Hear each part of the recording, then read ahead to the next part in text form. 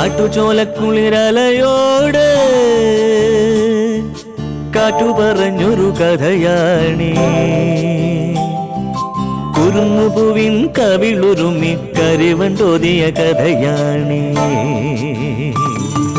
കാട്ടുചോലക്കുളിരലയോട്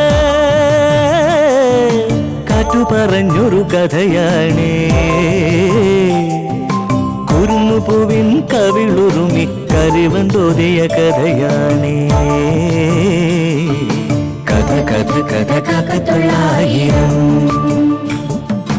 കഥ കഥ കഥ കാക്കത്തൊള്ളായിരം.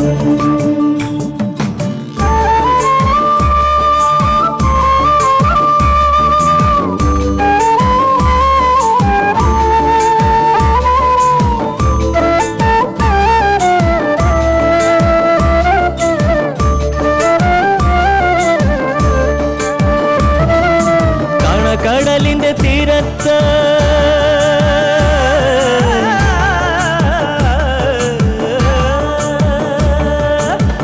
കടലിന്റെ തീരത്തണയണ തിരകൾ പറയണ കഥയാണ്.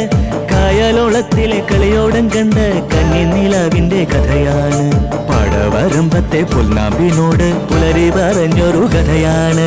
മാനം മുട്ടണ കൊടുമുടിയോട് മൂവന്തി പറയണ കഥയാണ്. മൂവന്തി പറയണ കഥയാണ്. കഥ കഥ കഥ കാക്കത്തൊള്ളായിരം. ഇന്ന് തന്നെ ഈ വിഷയത്തിനൊരു ഒത്തുതീർപ്പ് ഉണ്ടാവണം.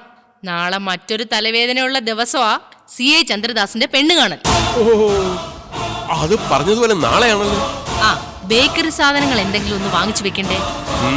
ഇവിടെ ഉള്ളതൊക്കെ മതി, ഇനി അതിനായിട്ടൊന്നും പൈസ കളയണം. അല്ലെങ്കിലും ആ കാണ്ടാമൃഗത്തിന് എന്തിനാ ബേക്കറി? അത് ശരിയാ, ചായ തന്നെ ബുദ്ധിമുട്ടിയാ കുടിക്കുന്നത്. അല്ല ഇങ്ങനെയൊക്കെ ആണെങ്കിലും ഇങ്ങനൊരു ചടങ്ങ് നടക്കാൻ പോകുന്ന വിവരം ഗീതയോടെങ്കിലും ഒന്ന് സൂചിപ്പിക്കണ്ടേ? ഗംഗയുടെ മൂത്തതല്ലേ അവള്.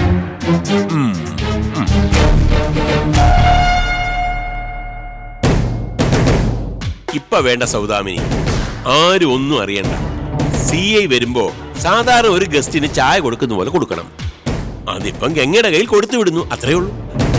ഒരു ഫോർമാലിറ്റിയുടെ ഭാഗമായിട്ട് ചന്ദ്രദാസിന് ഗംഗയെ ഒന്ന് കാണണം. നമ്മൾ പെണ്ണുകാണലൊക്കെ നടത്തിയിട്ട് അവസാനം പറ്റില്ല എന്നെങ്ങാനും അവള് കടുംപിടുത്തം പിടിച്ച എന്ത് ചെയ്യും? ആ ചന്ദ്രദാസ് ആണെങ്കിൽ ഇപ്പൊ കല്യാണം കഴിക്കണമെന്ന് പറഞ്ഞ് നടക്കുക. ഗംഗയെ ഒന്നുകൂടി കാണുന്നതോടുകൂടി അയാൾക്ക് നിയന്ത്രണം വിടും. അവളെ എതിർക്കോ മറ്റോ ചെയ്ത പെട്ടുപോകുന്നത് നമ്മളാ.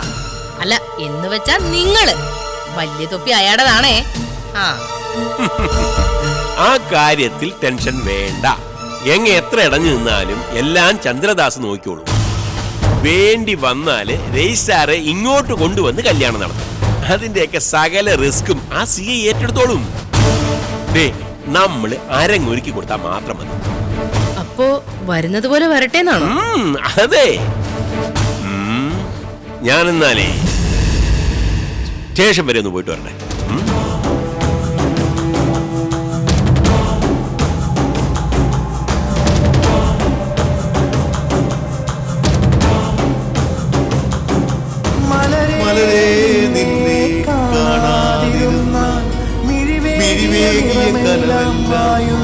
പോലെ അലിവോടെ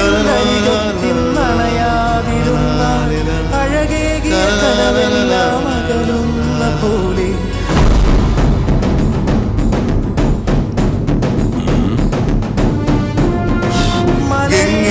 നിന്നെ കാണാതിരുന്ന മിഴിവേകിയ കനവെല്ലാം മായുന്ന പോലെ. ഗംഗേ, നീയാണ് മുത്തേ.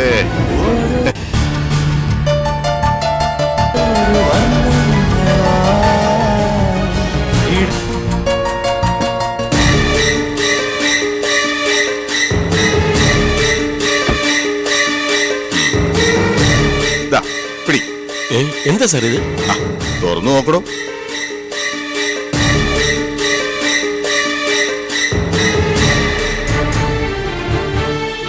എങ്ങനുണ്ട്? കൊള്ളാം. മുണ്ടും ജുബയും കേരള സ്റ്റൈലല്ലേ? എനിക്ക് ചേരുവോ അത് പറ. സാറിന് ഏത് ഡ്രസ്സാ ചേരാത്തെ?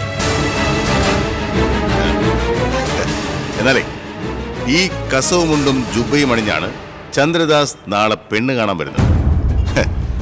ഇങ്ങനെയുള്ള ഡ്രസ്സാണ് ഇപ്പോഴത്തെ പെമ്പിള്ളേർക്ക് താല്പര്യം. ഇടയ്ക്കൊരു സിനിമ വന്നിരുന്നില്ലേ, പ്രേമം? അതിലെ ചെക്കനെ പോലെ കറുത്ത ഷർട്ടും വേഷ്ടിയുമായാലോ എന്ന് ഞാൻ ആലോചിച്ച. പക്ഷേ ശുഭകാര്യങ്ങൾക്ക് കറുപ്പ് നിറം പറ്റില്ല. അതുകൊണ്ടാണ് ആ ട്രെൻഡ് ഉപേക്ഷിച്ചത്. എന്നാലും ഈ വേഷത്തിൽ ഞാൻ കലക്കൊല്ലടോ. തീർച്ചയായും. പക്ഷെ സാറേ, ഒരു സംശയം. എന്താ? അല്ല, ഇത്രയൊക്കെ ആർഭാടം വേണോ? ആ സുന്ദരിയെ കണ്ട് ഞാൻ വല്ലാതെ മോഹിച്ചു പോയി ബാഹുലയ.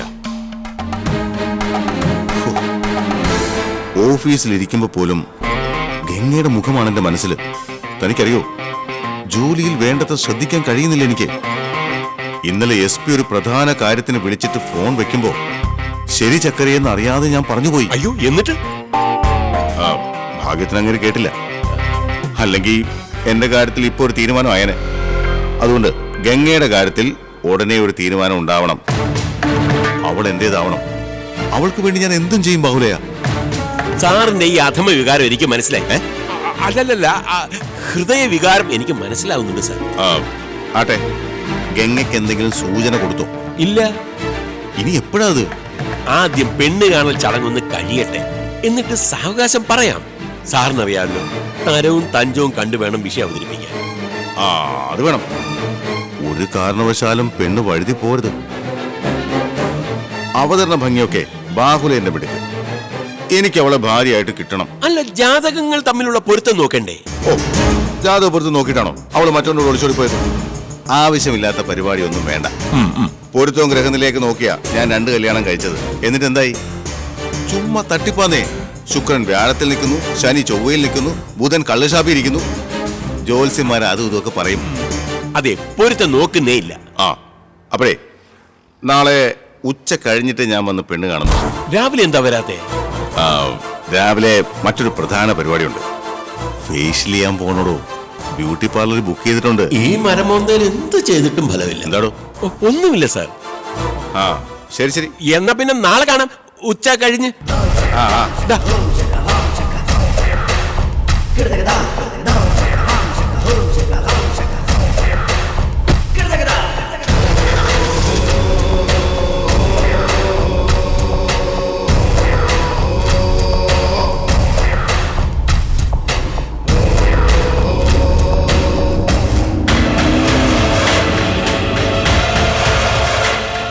വാര്യനങ്ങൾ വന്നത് വെറുതെ അല്ലെന്ന് തന്നെ എന്റെ സംശയം. എന്തോ പ്രധാനപ്പെട്ട കാര്യം സംസാരിക്കാനുണ്ട്. അത് മനസ്സിലാക്കിയിട്ടായിരിക്കും ഇവിടെ ഒരാൾ ചുറ്റിപ്പറ്റി നിന്നത്. സംസാരിക്കാനാണെങ്കിൽ അതിന്റെ സൂചനയെങ്കിലും തരില്ലേ ഗംഗെ? നിനക്ക് തോന്നുന്നതാ മറ്റെവിടെയോ പോയ വഴി കയറിയതാണെന്ന് അങ്കിള് പറഞ്ഞത് ശരിയായിരിക്കും. അഥവാ എന്തെങ്കിലും ഉണ്ടെങ്കിൽ പിന്നീടായാലും അറിയാലോ. അത് ശരിയാ. ഈ വീട്ടിലെ ശ്വാസമുട്ടലിൽ നിന്നും പുറത്തു കടക്കാനുള്ള വഴി മിക്കവാറും തെളിയില്ല. ഗീതേച്ചി ഇന്ന് തന്നെ രമേശനോട് സംസാരിക്കണം. എന്നുവെച്ചാ സംസാരിച്ച് സമ്മതിപ്പിക്കണം. പ്രയാസമാണ്, എങ്കിലും ഞാൻ ശ്രമിക്കാം. എല്ലാം അനുകൂലമായി വന്ന നാളെ തന്നെ അമ്മയെ ഹോസ്പിറ്റലിൽ കൊണ്ടുപോകണം. അഡ്മിറ്റ് ചെയ്യാനാണ് ഡോക്ടർ പറയുന്നതെങ്കിൽ അങ്ങനെ. എന്ത് ബുദ്ധിമുട്ടുണ്ടായാലും അമ്മയുടെ അസുഖം മാറുന്നത് വരെ ചികിത്സിപ്പിക്കണം. അത് കഴിഞ്ഞേ മറ്റെന്തോ ഉള്ളൂ. അതുപോലെ പ്രധാനപ്പെട്ട ഒരു കാര്യം കൂടി ഉണ്ട് ഗംഗെ.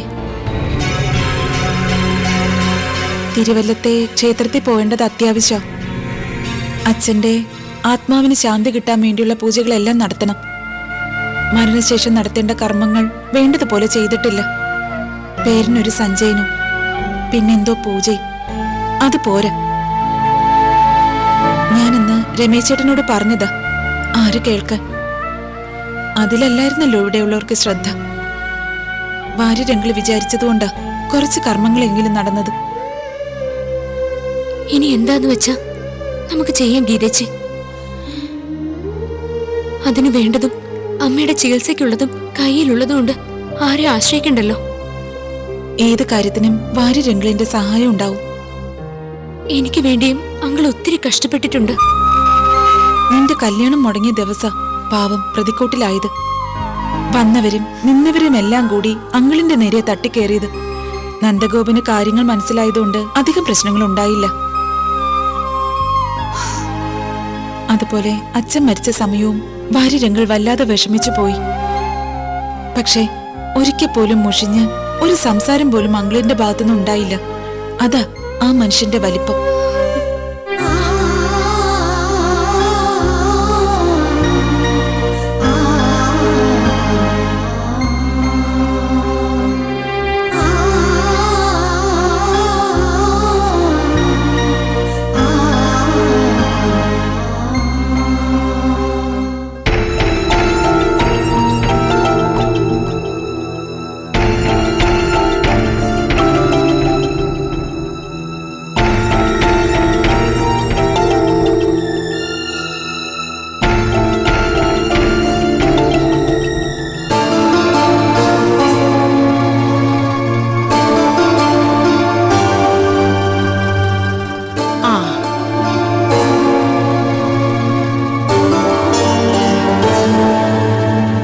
വെരുകിനെ പോലെ നടന്നിട്ട് കാര്യമില്ല.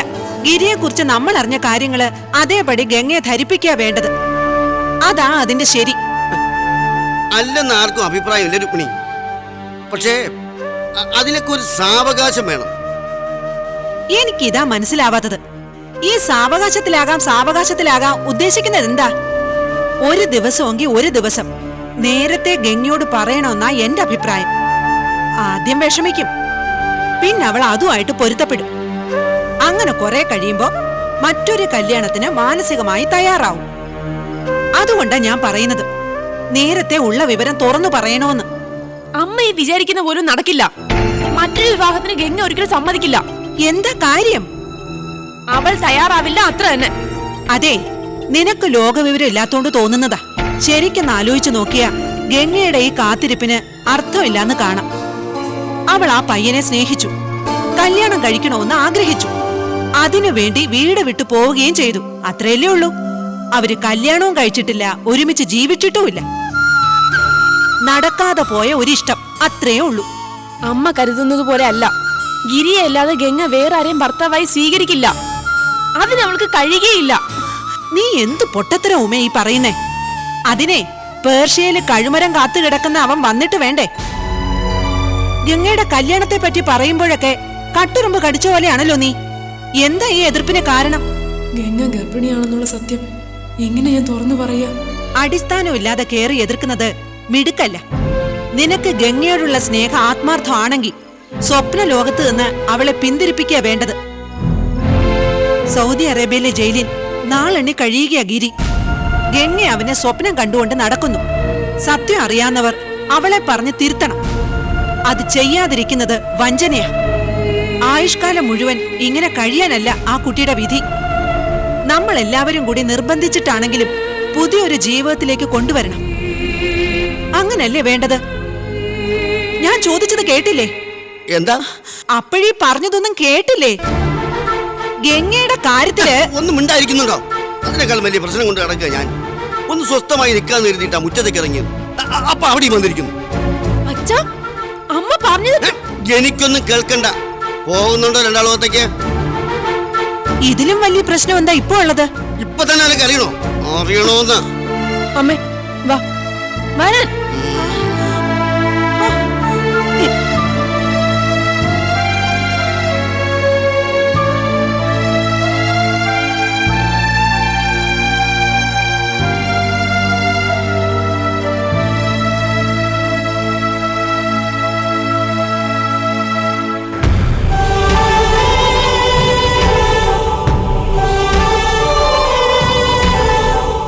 ഗംഗയുടെ കയ്യിലുള്ള 5 ലക്ഷം രൂപ ബാഹുലയം കണ്ടുപിടിച്ചാ കുഴഞ്ഞതാണ്.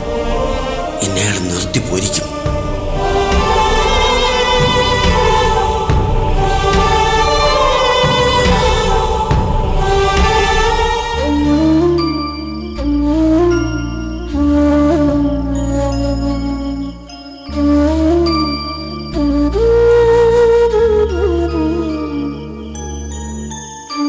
നീ എന്താ ഇങ്ങനെ നോക്കിക്കുന്നേ? ഉറക്കം വരുന്നെങ്കിൽ കിടന്നുകൂടെ? ഉറക്കം വരുന്നില്ല. എന്നാ രാമായണമോ മറ്റോ എടുത്തു വെച്ച് വായിക്കേ. അതെ രമേശേട്ടാ, എന്താ? എനിക്കൊരു കാര്യം പറയാനുണ്ടായിരുന്നു. എന്നോടാണോ? പറയാൻ പ്രയാസമുള്ള വലിയ കാര്യമാണോ? എന്തെങ്കിലും അസഭ്യമായിട്ടുള്ളത്? അല്ല, മുഖവരെ കണ്ടതുകൊണ്ട് ചോദിച്ചാ. ദേഷ്യപ്പെടുമെന്നുള്ള പേടിയുണ്ടാ. ആ ദേഷ്യപ്പെടില്ല എന്ന് ഉറപ്പ് തരുന്നില്ല. എന്തായാലും ചോദിക്ക്. അവിവേകോ അഹങ്കാരോ ആണെന്ന് വിചാരിക്കരുത്. ഗീതയെ ചോദിക്ക്. ഗംഗയുടെയും അമ്മയുടെയും കാര്യ ഓ, തിരിച്ചറിവില്ലാത്ത അവസ്ഥയായതുകൊണ്ട് അമ്മയ്ക്ക് എവിടെയായാലും ഒരുപോലെയാ. എന്നാ ഗംഗയുടെ കാര്യം അതല്ലല്ലോ. അവളെ സംബന്ധിച്ചിടത്തോളം ഇത് ചേച്ചിയുടെ ഭർത്താവിന്റെ വീട് മാത്ര. 1-2 ദിവസം ഇവിടെ താമസിക്കുന്നതിൽ കുഴപ്പമില്ല. എന്നാ സ്ഥിരമായിട്ട് നിൽക്കുമ്പോ അഡ്ജസ്റ്റ് ചെയ്ത് പോകാൻ ബുദ്ധിമുട്ടാണെന്ന് പറയുന്നു. തറവാടാണെങ്കിൽ വെറുതെ കിടക്കുകയും ചെയ്യുന്നു. ആൾതാമസം ഇല്ലാതെ അടച്ചിട്ട വീട് അലങ്കോലാവും. അതുകൊണ്ട് അമ്മയും കൊണ്ട് മുല്ലമുറ്റത്തേക്ക് പോണോന്ന് ഗംഗ ആഗ്രഹം പറയുന്നു. അവർക്ക് അവിടെ താമസിക്കാമല്ലോ. ഗംഗ എങ്ങനെ തീരുമാനിച്ചു കഴിഞ്ഞോ? ഇല്ല, അവള് മാത്രമായിട്ട് തീരുമാനിച്ച പോരല്ലോ. എന്നോട് അഭിപ്രായം ചോദിച്ചു. രമേശ് ചേട്ടനോട് സംസാരിക്കാനും പറഞ്ഞു. രമേശ് ചേട്ടാ, അവര് മുല്ലമുറ്റത്തേക്ക് താമസം മാറുന്നതിൽ എനിക്ക് വിരോധമൊന്നുമില്ല. പറഞ്ഞതുപോലെ ആ വീട് വെറുതെ കിടക്കുകയാണല്ലോ. ആൾപെരുമാറ്റമില്ലെങ്കിൽ അത് ഐശ്വര്യക്കേടാ. ഒന്നാമതേ പഴക്കമുള്ള വീടാ. അതെ. അല്ല, പെട്ടെന്ന് ഇങ്ങനെ ഗംഗയ്ക്ക് തോന്നാൻ എന്താ കാരണം? പ്രധാനമായും അമ്മയുടെ കാര്യം കൊണ്ടാ. ഇങ്ങോട്ട് വരുമ്പോ അമ്മയ്ക്ക് ഇത്രയും അസുഖം ഉണ്ടായിരുന്നില്ല. ഇവിടെ വന്നതുകൊണ്ട് കൂടിയെന്നല്ല പറയുന്നത്. എന്നാലും ചികിത്സ കിട്ടിയിരുന്നെങ്കിൽ ഇത്രയും വഷളാവില്ലായിരുന്നു. അമ്മയെ ചങ്ങലക്കിടുന്നത് ഗംഗയ്ക്കൊട്ട് സഹിക്കാൻ പറ്റുന്നില്ല. ഗീതയ്ക്ക് സഹിക്കാൻ പറ്റുന്നുണ്ടോ? അല്ല, ഞാൻ വെറുതെ ചോദിച്ചതാ. പറഞ്ഞു. അമ്മയുടെ അസുഖം ചികിത്സിച്ച് ഭേദമാക്കണമെന്നാ ഗംഗയുടെ ആഗ്രഹം. മുല്ലമുറ്റത്താവുമ്പോ അവൾക്കതിൽ പൂർണ്ണമായി ശ്രദ്ധിക്കാൻ കഴിയുമല്ലോ. ഞാൻ ഈ കാര്യത്തിന് അനുകൂലിക്കുമെന്നാണോ പ്രതികൂലിക്കുമെന്നാണോ നീ വിചാരിക്കുന്നത്? അത് പിന്നെ എന്നാലേ ഞാൻ എതിർക്കുന്നില്ല. രമേശ് ചേട്ടാ, ഗംഗയുടെ അഭിപ്രായം ന്യായമെന്നേ ആര് കേട്ടാലും പറയും.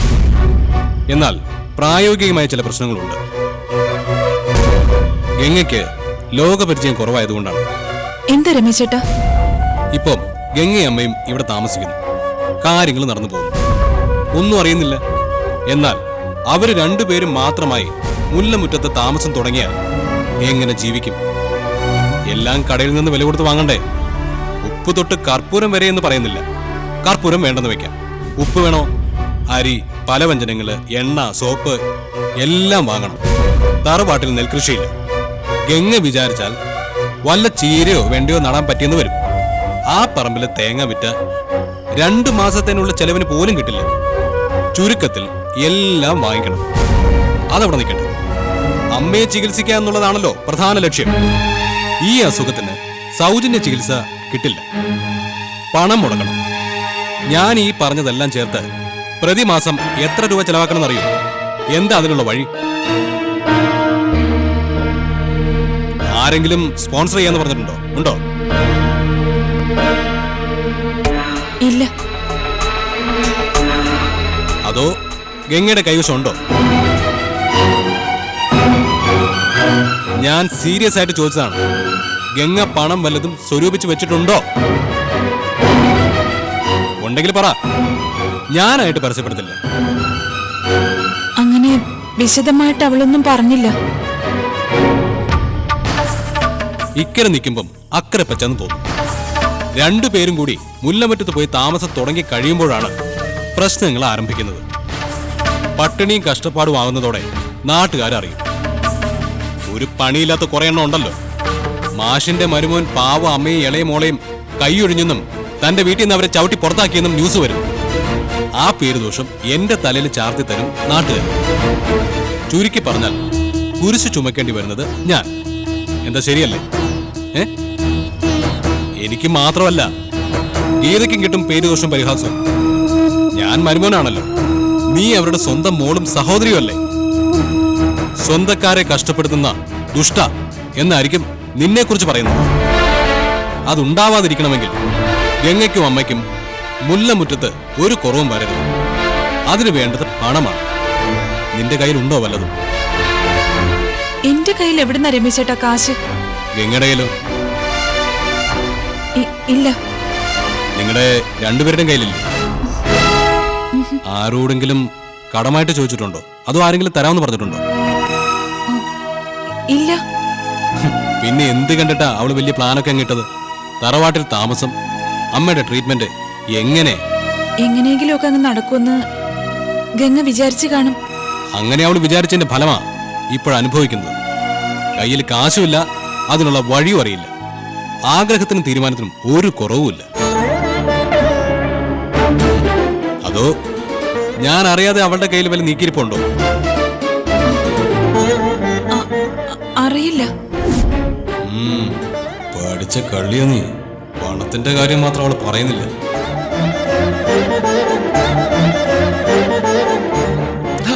നീ ഒന്ന് അടങ്ങ് സൗദാമിനി. 5ന്റെ അല്ല 5 ലക്ഷത്തിന്റെ കാര്യമാ. ഗീത പെട്ടെന്ന് സമ്മതിച്ചു കൊടുക്കത്തില്ല. അവളെ കൊണ്ട് രമേശനൊന്ന് പറയിച്ചെടുക്കണ്ടേ? അവളൊരു മന്ദബുദ്ധിയാണെന്നേ. സംസാരിപ്പിച്ച് സത്യം അറിയാൻ ഇത്ര സമയമൊന്നും വേണ്ട. അവ മുറി കയറിട്ട് എത്ര നേരായി? ഒരു ഭാര്യയും ഭർത്താവും അല്ലേ, അതിന്റെ ഒരു സ്വകാര്യതയിൽ ചോദിക്കുമായിരിക്കും. ഒരു 5 മിനിറ്റോടെ ഞാൻ നോക്കും. രമേശിനെ കണ്ടില്ലെങ്കിൽ ഞാൻ അങ്ങോട്ട് ചെല്ലും. ദേ അവനാ. വാടാ ഇങ്ങോട്ട്. എന്റെ രമേശ, നിന്റെ അമ്മ എനിക്കൊരു സ്വൈരം തരുന്നില്ല. പറ, അവരെവിടെയാ പണം സൂക്ഷിച്ചിരിക്കുന്നേ? പണം ഒന്ന് പറയടാ. ഇതൊന്നും പറഞ്ഞില്ല. അത് 5 ലക്ഷം പോയിട്ട് ഒന്നുമില്ലെന്ന മട്ടില്ല അവളുടെ സംസാരം. സൗദാമിനി എന്താ പറഞ്ഞ്? അവള് മന്ദബുദ്ധിയാണെന്നല്ലേ? ഇപ്പൊ മനസ്സിലായോ കാര്യം? മരുമോള് മന്ദബുദ്ധിയല്ല, ബുദ്ധിജീവിയാ. ഇവൻ വേണ്ട പോലെ ചോദിച്ചു കാണില്ല. ഞാൻ എല്ലാം പറഞ്ഞു തന്നിട്ടല്ലേടെ രമേശ് അവളുടെ അടുത്തോട്ട് വിട്ടത്. ഗംഗയുടെ കയ്യിൽ 5 ലക്ഷം രൂപയുണ്ടോ, അതെവിടെയാ വെച്ചിരിക്കുന്നത്? ഒറ്റയടിക്കല്ല ചോദിക്കേണ്ടത്. സ്നേഹം പ്രകടിപ്പിച്ച് ഗീതയെ മയക്കിയെടുക്കണം. എങ്കിൽ അവള് തത്ത പറയുന്നത് പോലെ പറയുമായിരുന്നു. ഞാൻ എല്ലായിടവും പ്രയോഗിച്ചമ്മേ. അങ്ങനെ ഒരു എമൗണ്ട് കയ്യിലുള്ളതിന്റെ യാതൊരു ലക്ഷണവും ഗീതയിലില്ല. അച്ഛൻ പറഞ്ഞതുപോലെ ഗീതയുടെ അച്ഛൻ തിരുമറി നടത്തിയ 5 ലക്ഷം രൂപയുടെ കാര്യമായിരിക്കും അവര് പറഞ്ഞത്. അമ്മ കേട്ടതിന്റെ കുഴപ്പമാവാനാണ് സാധ്യത.